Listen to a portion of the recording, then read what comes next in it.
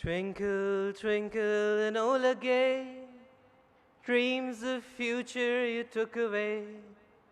Silent screams, painful fright. Let my children sleep tonight.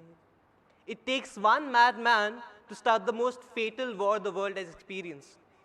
But the lives of 55 million people for the world leaders to understand that their aspirations of world dominance is nothing compared to the lives. Good day, respected judges and my dear friends. My topic for today is G20 and the youth. As we all say, Vasudev Kutumbakam. The world is a family.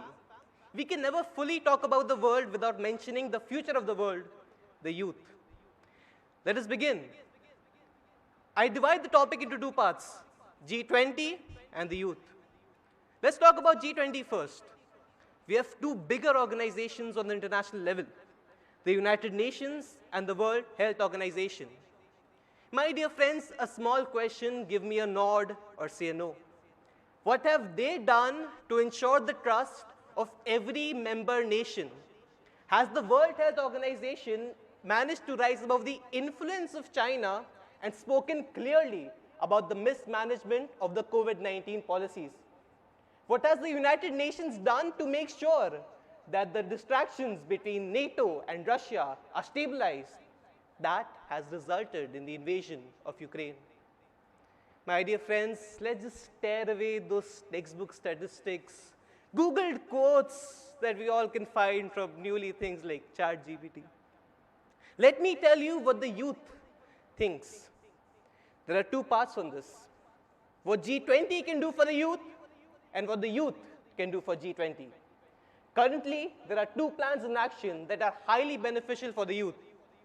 Number one is the NEP, National Education Policy, that will ensure every student gets global quality of education in their own country. And secondly, my favorite, the role of sustainable development. This will help ensure that we take a stance against poverty, food shortages, and social injustice, while we can make sure that development is ensured.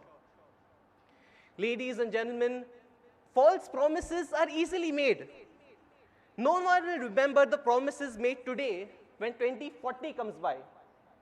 The only thing that shall remain are the false promises, the deadlines, and just another broken goal. It is the responsibility of every youth, every citizen of the nation to make sure that the policies are actually implemented. I say one simple thing.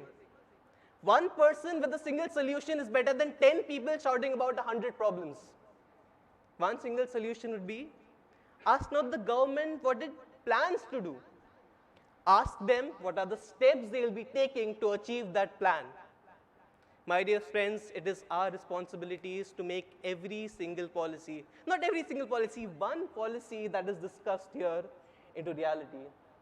If this happens in every nation, my dear friends, the world would be a happy place to live by. In conclusion, there are two types of people in this world. Number one is the people with just 10 years to live who make promises to change the world in the next 20 years. And then, my dear friends, it is us youth who have the entire life to live by, but that would be wasted just cleaning up the mess of the previous generation. There was a little child crying back then. I just hope it is not for the future. I want that child to be smiling, saying the future has been preserved. My dear friends, it is 26th of January, the Republic Day, the Youth Day organized by the Forum of Free Enterprise. So I ask you, all of you, lend me your strength towards sustainable development, towards a better future for you and I. A future where global peace is not an option, it is a priority, and development is topmost. Thank you, ladies and gentlemen. You have been a wonderful audience.